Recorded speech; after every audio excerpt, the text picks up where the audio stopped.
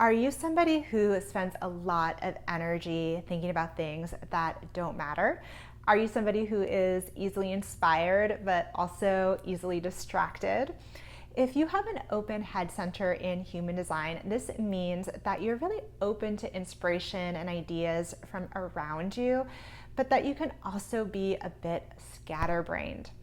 In today's video, I'm going to help you become more mentally focused and help you act on the correct inspirations and ideas for you, and also cut down some of those mental distractions that you can experience having an open head center. I will give you 7 tips to help you navigate this open center, and definitely stay till the end because I am going to give you the gifts of having an open head center, because wherever we have openness in our chart, we have the greatest potential to be wise. Welcome to my channel on human design. If you don't know me, my name is Anna and I'm an experienced human design reader.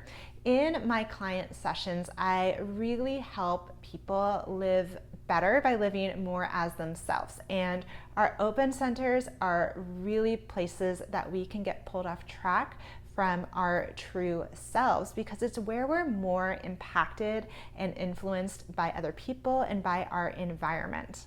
This is my final video in my series on the open centers, and I saved the head center for last because I really didn't think I had a whole lot to say about it.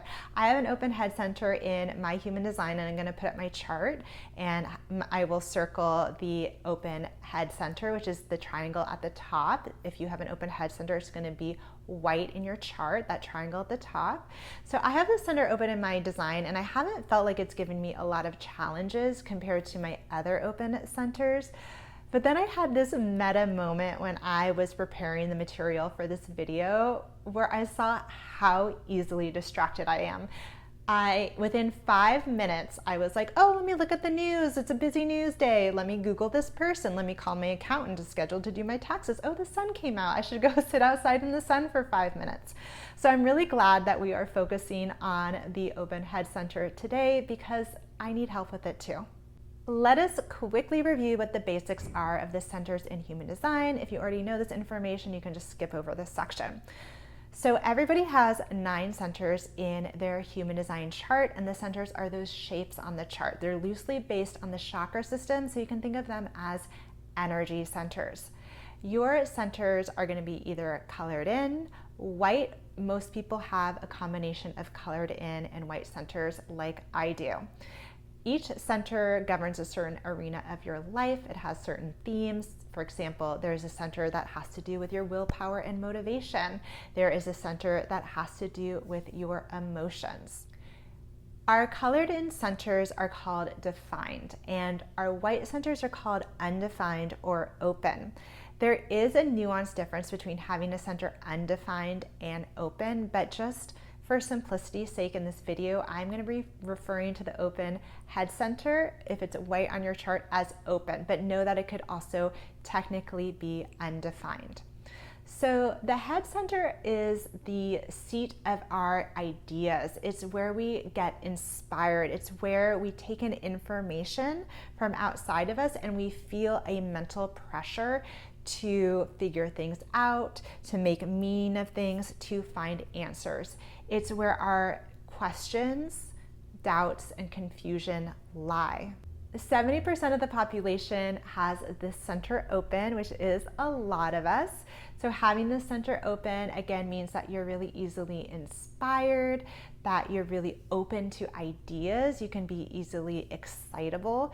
You can be often intellectually curious. You could also be really connected or curious about the unknown, the mystery of life, and you can be somebody who experiences a lot of wonder and awe.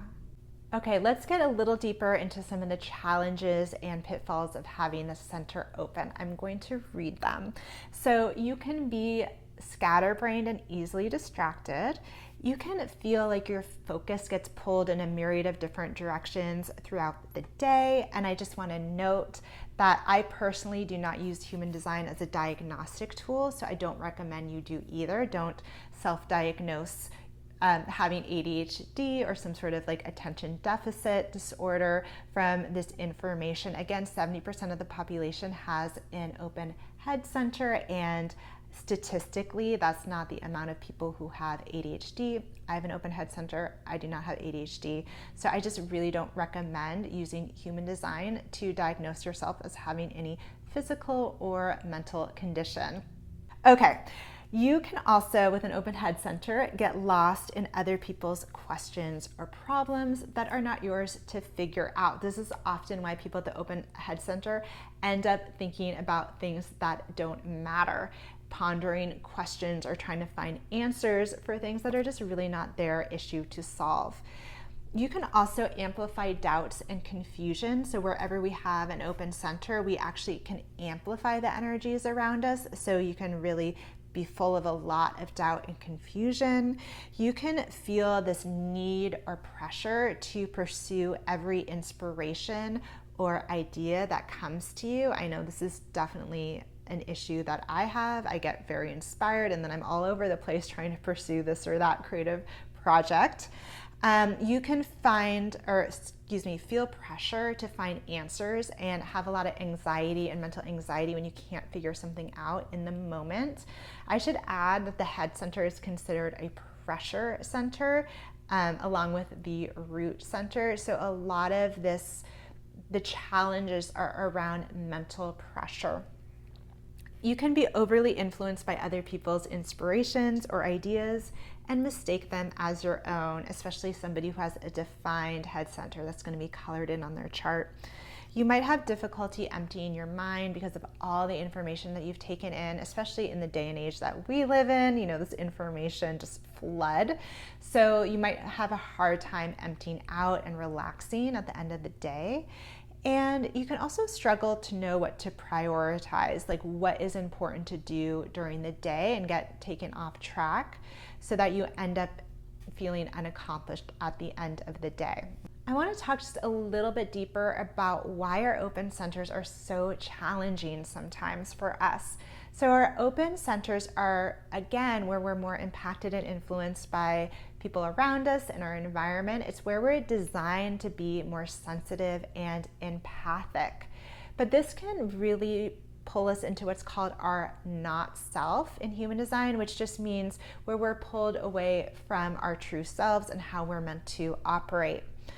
For example, with my open head center, I'm really sensitive to another person's questioning, like, oh, are you sure you want to do that? That could really spiral me into self-doubt, and I can just spend the rest of my day caught up in a mental monologue. Oh, do I really want to do that?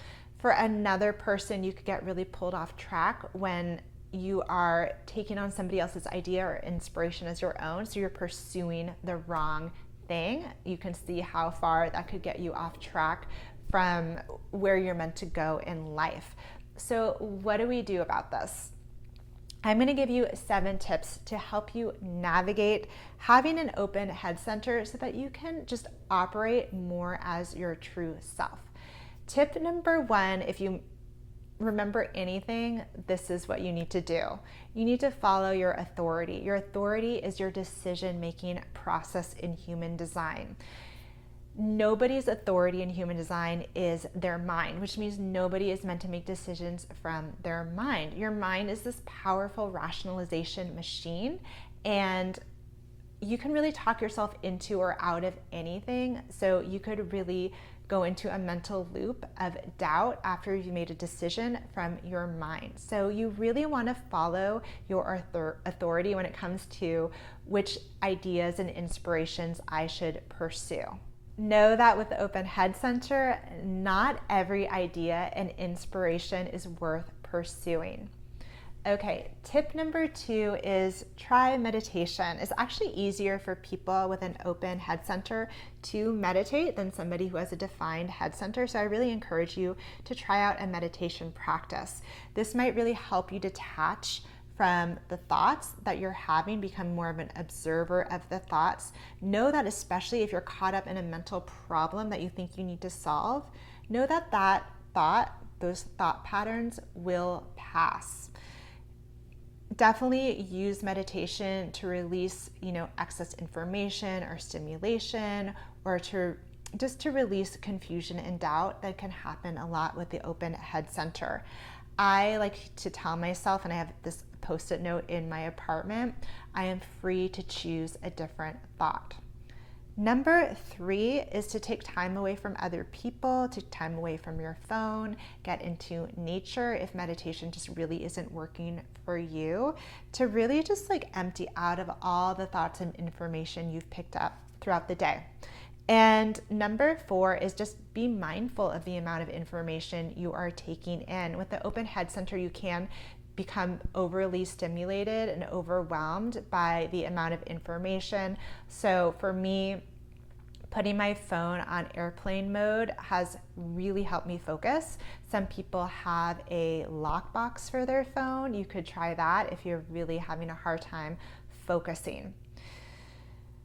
Number 5 is to be intentional about your days. Now, this is a tip that I learned from my human design teacher, is to write out 1 or 2 things that you need to do during that day, not a whole long to-do list, because with the to-do list that's long, you might not know what to prioritize, and that can be a challenge of having an open head center, not knowing what's important to prioritize. So when I write in my calendar 1 or 2 things I'm going to do that day, I actually have a better chance of accomplishing those things and feeling more accomplished at the end of the day.